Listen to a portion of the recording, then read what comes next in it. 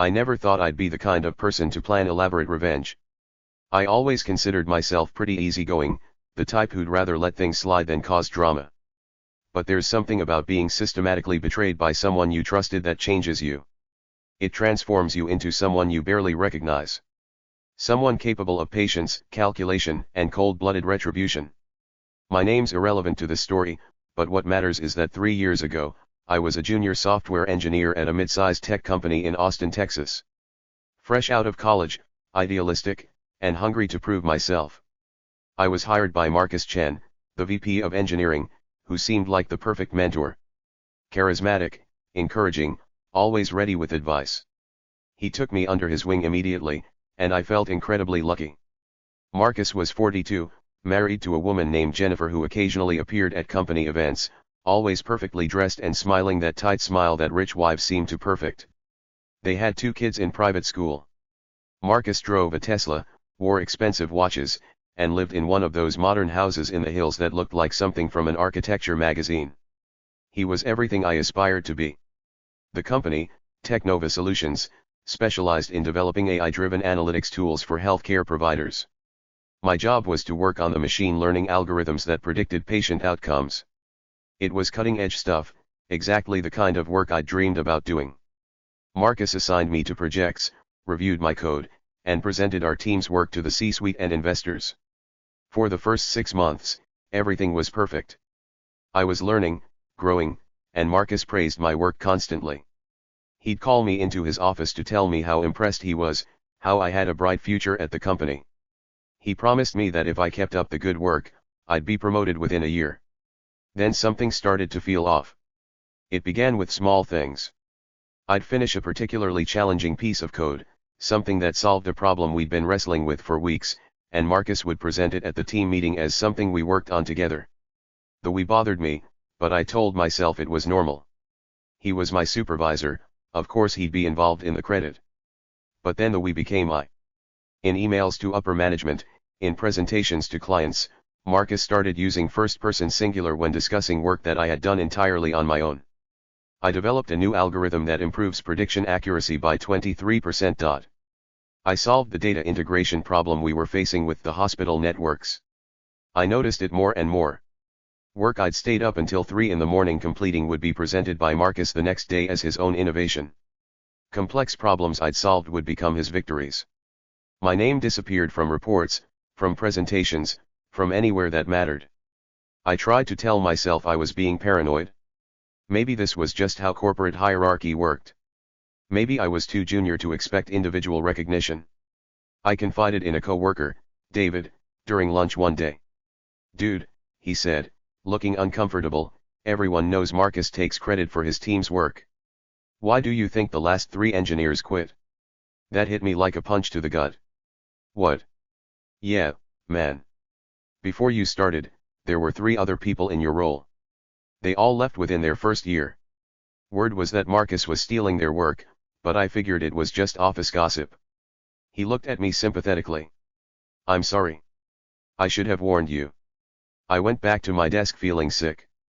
I pulled up LinkedIn and searched for the engineers who'd had my position before me. David was right. 3 different people, all had worked under Marcus for less than a year each. I sent connection requests to all of them, and over the next week, I reached out via message. Their stories were identical to mine. Marcus would take their work, present it as his own, and when they complained, he'd gaslight them or make their lives miserable until they quit. One of them, a woman named Sarah, told me that she'd gone to HR about it, and within a month, Marcus had built a case for firing her based on performance issues. She'd left before he could fire her, but it had destroyed her confidence and set her career back years. I was furious, but more than that, I was scared. I needed this job.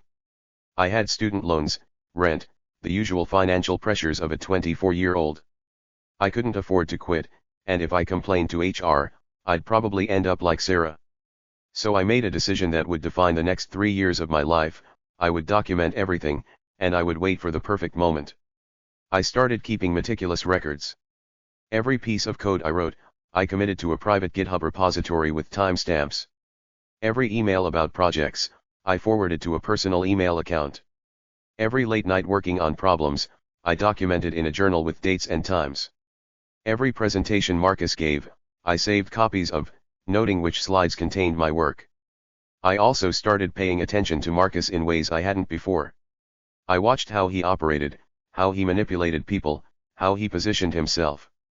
He was brilliant at taking credit while deflecting blame. When projects succeeded, they were his vision. When they failed, it was the team's execution. But I also noticed cracks in his facade. He drank too much at company events. He'd get aggressive when challenged, then apologize the next day. He name-dropped constantly, always mentioning investors he knew or executives he'd worked with. There was an insecurity there, a desperate need for validation. The breaking point came 2.5 years into my employment.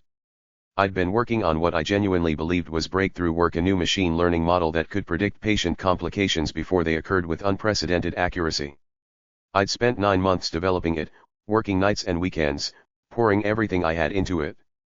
Marcus presented it at a major healthcare technology conference in San Francisco as his own work. Not our work. Not the team's work. His work.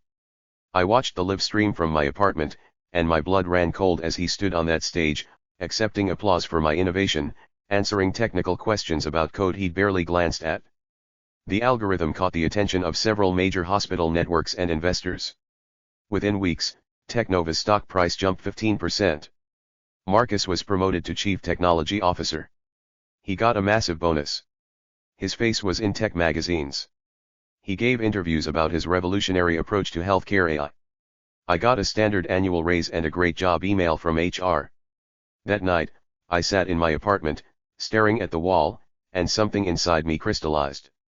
This wasn't about career advancement anymore. This wasn't even about money. This was about justice. This was about making sure Marcus Chen faced consequences for what he'd done to me and everyone before me. I started planning. First, I needed leverage. I had documentation of my work, but I needed more. I needed to understand Marcus completely, his vulnerabilities, his secrets, everything. I became his best employee. I worked harder than ever, volunteered for the most difficult projects, and made myself indispensable. Marcus loved it. He started relying on me more and more, giving me access to higher-level projects and confidential information. I smiled, said yes to everything, and documented it all. I also started cultivating relationships with other people in the company. The administrative assistant who managed Marcus's calendar. The IT guy who handled our systems. The finance manager who processed expenses.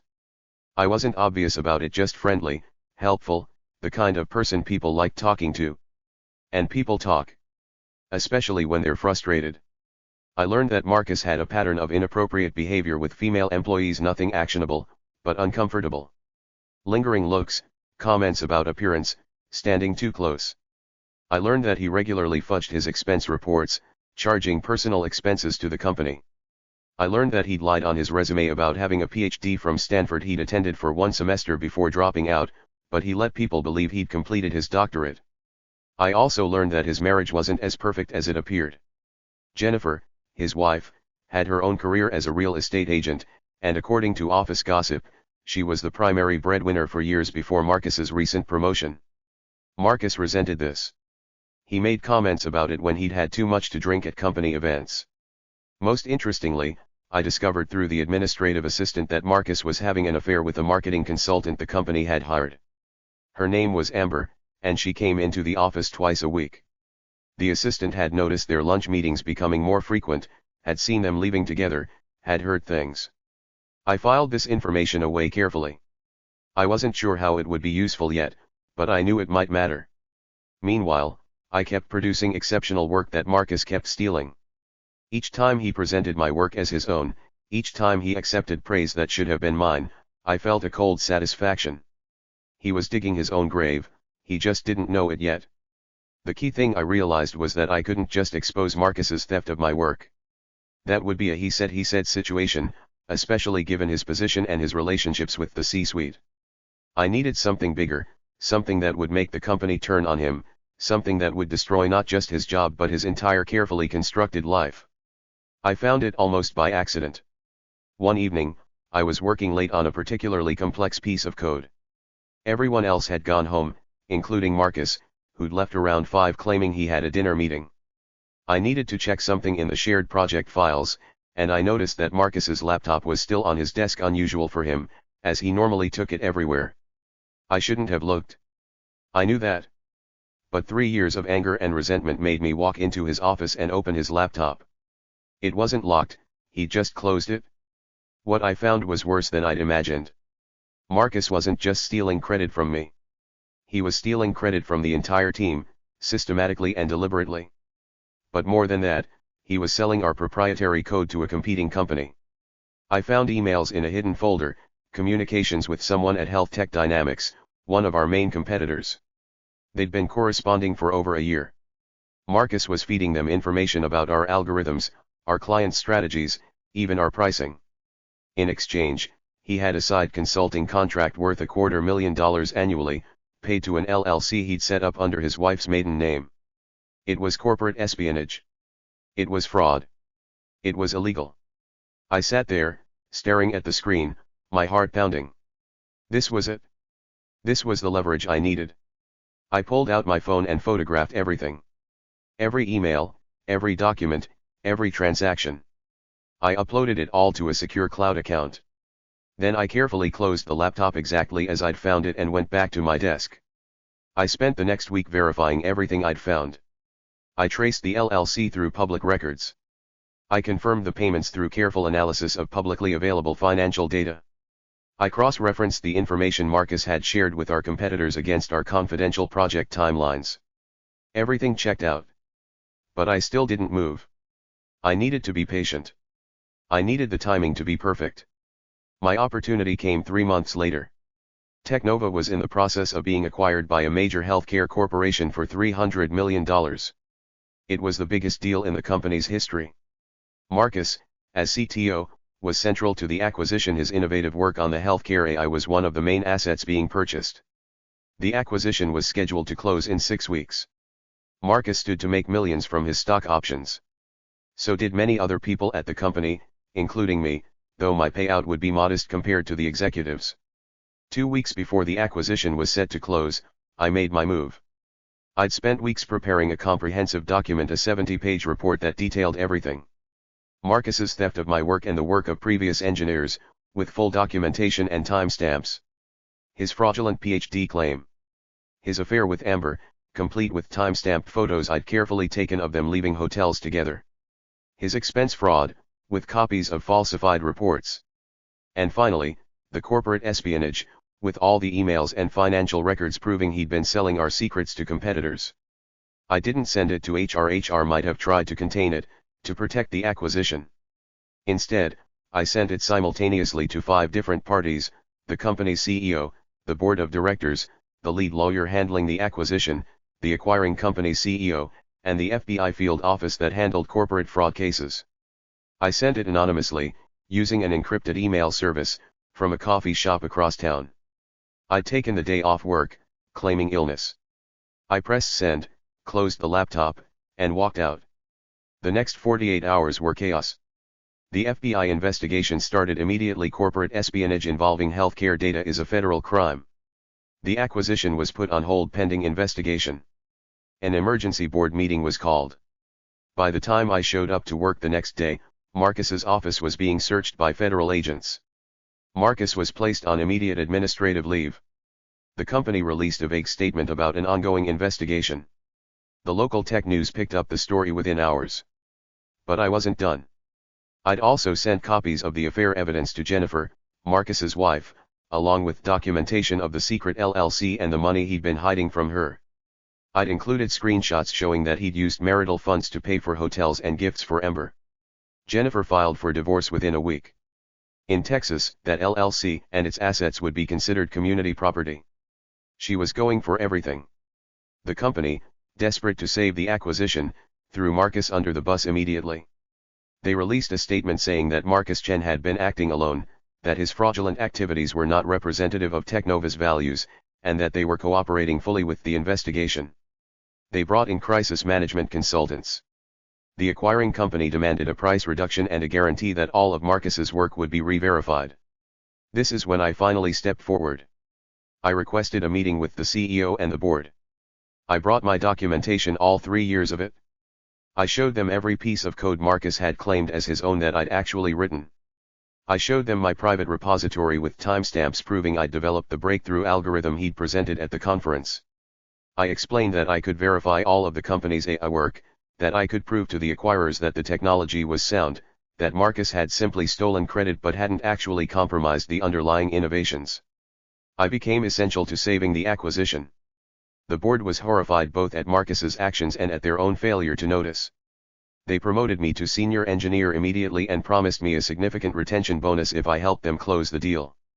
Over the next month, I worked directly with the acquiring company's technical team, walking them through every algorithm, every piece of code, every innovation. I proved that the technology was real and valuable, just misattributed. The acquisition closed at a slightly reduced price. Technova survived. The employees got their payouts, though smaller than originally promised. Marcus wasn't so lucky. The FBI charged him with theft of trade secrets and wire fraud. His lawyer was good, but the evidence was overwhelming. He eventually pleaded guilty to avoid a longer trial and was sentenced to 4 years in federal prison. The divorce destroyed him financially. Jennifer got the house, primary custody of the kids, and most of their assets. The legal fees from both the criminal case and the divorce wiped out his savings. Technova sued him for damages and won a judgment they'll probably never collect. Health Tech Dynamics terminated their contract and sued him as well. His reputation in the tech industry was annihilated. Every tech news outlet covered the story. His LinkedIn profile became a graveyard. Former colleagues and friends distanced themselves. The affair with Amber ended when she realized he had no money and no prospects. She stopped returning his calls. I ran into Jennifer once, about 6 months after everything went down. She was at a coffee shop near the office. She recognized me from company events. "You're the one who sent me that email, aren't you?" she said. It wasn't really a question. I didn't confirm or deny it. "I'm sorry you got hurt in all of this." She studied me for a moment. "Don't be. I was living a lie. Better to know the truth, even when it's ugly." She paused. "He destroyed your career prospects, didn't he? Before everything came out." "He tried to," I said. "Good for you for fighting back." She picked up her coffee. "He always said he was the smartest person in every room. Turns out he wasn't even the smartest person on his own team." The acquiring company asked me to stay on after the merger, with a significant promotion and salary increase. I'm now the director of AI development, leading the team that's expanding on the work I'd originally developed, the work Marcus had tried to steal. I'm 27 now. I have the career Marcus wanted, the respect he craved, and the satisfaction of knowing I earned it through my own work. I sleep well at night. As for Marcus, I heard through the grapevine that he was released from prison early for good behavior after serving 2.5 years. He's working at a small startup now, in a junior position, making a fraction of what he used to earn. His kids barely speak to him. He lives in a studio apartment and drives a 15-year-old Honda. Sometimes people ask me if I feel bad about what happened to him. If I think I went too far, if the punishment exceeded the crime. I don't. Marcus made choices for years to steal, to lie, to betray people who trusted him. He destroyed careers, derailed lives, and did it all without remorse because he thought he was untouchable. He thought he was smarter than everyone else, that the rules didn't apply to him. I simply made sure he faced consequences for his actions. Everything that happened to him was the result of his own choices. I just exposed them. There's a philosophy in martial arts, the best revenge is living well. But sometimes, living well means making sure that those who wronged you can't do it to anyone else. It means standing up, fighting back, and ensuring that justice, even delayed, eventually comes. I didn't just get revenge on Marcus Chen. I got my life back. I got recognition for my work. I protected future employees from his manipulation. And I sent a message that brilliance without integrity is just cleverness, and cleverness eventually runs out. Would I do it again? Absolutely. But only because he left me no other choice. The funny thing is, Marcus reached out to me once, about a year after his release. A LinkedIn message, of all things. It was long, rambling, apologetic. He claimed he'd had time to think in prison, that he understood now what he'd done wrong, that he wanted to make amends. I read it once, then deleted it without responding. Some bridges, once burned, should stay that way.